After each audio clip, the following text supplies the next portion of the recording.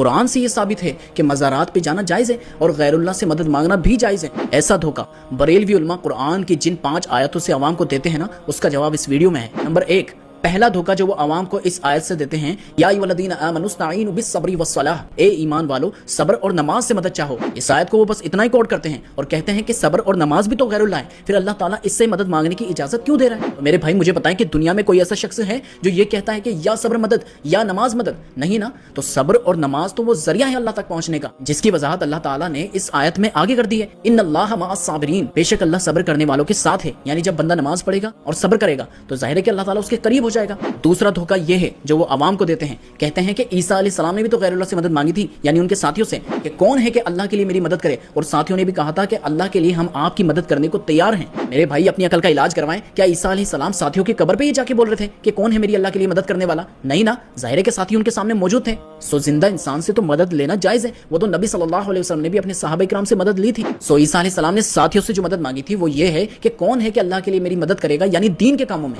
तीसरा धोखा वो सूरह माइदा से देते हैं कि इस आयत में अल्लाह ताला ने फरमाया है कि बेशक अल्लाह तुम्हारा मददगार और उसके रसूल और अहले ईमान तुम्हारे मददगार हैं। ये तो हम भी मानते हैं कि नबी अलैहिस्सलाम के सहाबा नबी अलैहिस्सलाम के मददगार थे, लेकिन तब तक जब तक वो जिंदा थे। इसके बाद तो नबी अलैहिस्सलाम ने मदद के लिए किसी को नहीं पुकारा। हजरत हमजा को नबी अलैहिस्सलाम ने खैबर के मौके पर मदद के लिए क्यों नहीं पुकारा? इसलिए ना क्योंकि वो शहीद हो चुके थे। क्या नबी अलैहिस्सलाम को ये नहीं पता था कि शहीद जिंदा है? बल्कि हजरत अली ही मदद के लिए सामने आए थे ना। चौथा धोखा ये सूरह तहरीम से देते हैं कि कुरान में आया है कि रसूलुल्लाह का मददगार अल्लाह है और जिब्राइल है और नेक मोमिनीन बंदे हैं और फरिश्ते हैं। अब मुझे बताएं, क्या नबी अलैहिस्सलाम हजरत जिब्राइल को मदद के लिए पुकारते थे या सहाबा किराम अल मदद या फरिश्ते कहते थे? बल्कि कुरान में आया है कि नबी अलैहिस्सलाम से अल्लाह ताला ने वादा किया था कि हम गज़वा उहद में फरिश्ते नाजिल करेंगे मदद के लिए। पांचवा धोखा वो बताते हैं, अल्लाह ताला ने सूरह तौबा में फरमाया है कि इनको यही बात बुरी लगी ना कि अल्लाह ने और रसूल ने इनको अपने फजल से गनी कर दिया, यानी वो इससे ये निकालते हैं कि रसूलुल्लाह मददगार हैं। तो ये सिर्फ इतनी ही आयत पेश करते हैं, जबकि ये आयत आप पूरी पढ़ेंगे तो आपको वाज़ेह हो जाएगा कि इसका कॉन्टेक्स्ट क्या है। कुछ मुनाफिकीन ने नबी अलैहिस्सलाम के ऊपर कातिलाना हमला करना चाहा था, लेकिन वो कामयाब नहीं हुए।